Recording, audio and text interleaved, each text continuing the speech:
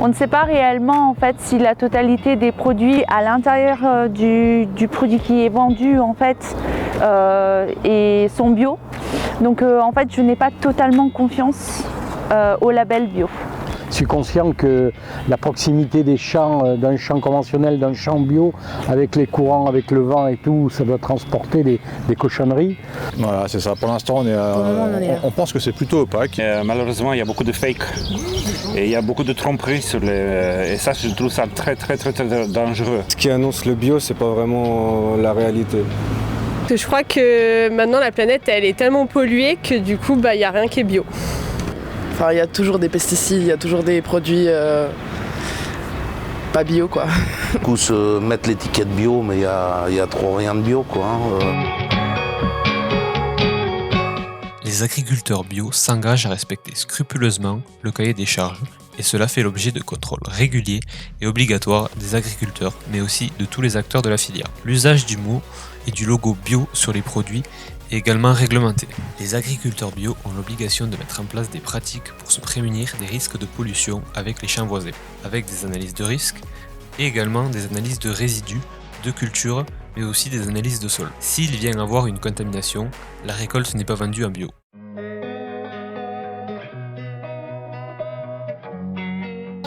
Moi personnellement je pense que j'ai pas assez d'informations pour faire la différence entre les deux ni même choisir. J'espère qu'il y a une petite différence mais en tout cas je pense qu'il n'y en a pas sur tous les produits, ouais. Ça c'est sûr.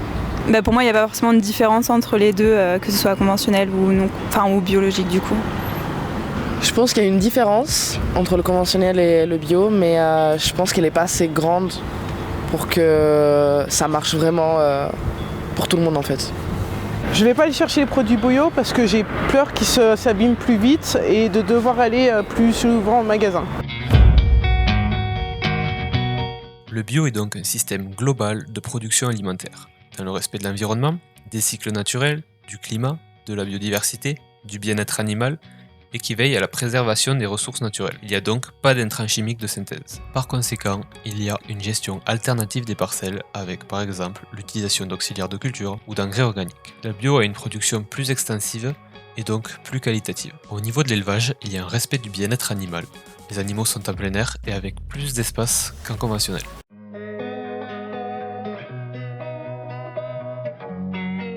C'est assez compliqué quand on est étudiant, vu que c'est cher. Donc, voilà. Est-ce que le bio est encore inaccessible actuellement au niveau des prix? Alors, c'est plus cher que du conventionnel, malheureusement, pour la majorité des gens. Oui, manger bio, ça coûte plus cher. C'est cher, et qu'on est une famille nombreuse, donc on est un peu limité. Je sais pas, c'est peut-être une question de prix aussi, voilà. La réduction d'intermédiaires en achetant directement aux agriculteurs diminue le prix du bio. En bio, il y a plus de main-d'œuvre pour moins de rendement et plus de risques, ce qui peut expliquer un prix plus élevé. Le prix des aliments conventionnels n'inclut pas les coûts de dépollution liés aux pesticides, ce qui fait qu'un achat en conventionnel plus le coût des dépollutions est supérieur au coût d'achat en bio.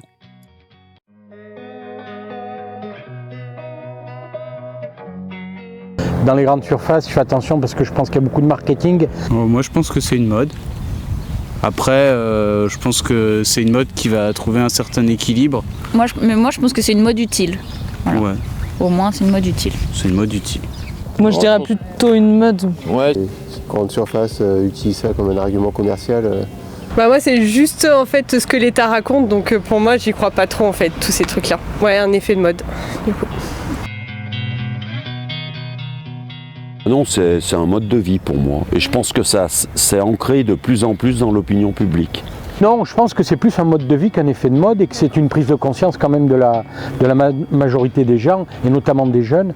Moi je pense aussi que c'est pas une mode, je pense que c'est justement un style de vie qui est en train de se mettre en place et je pense que ça va durer dans le temps. Non, je pense qu'on est tous à la recherche de quelque chose il y a tellement de malbouffe. On est à la recherche pas de la perfection, mais enfin de ce qui se rapproche le mieux. Je le souhaite profondément que ça devienne un mode de vie pour tous. Voilà. Mais oui, non, c'est pas une mode.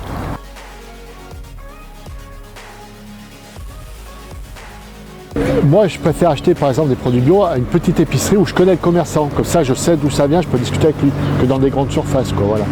D'une agriculture locale et très basée sur aussi les saisons et la réflexion autour de ça. Privilégier tout ce qui est bio mais local.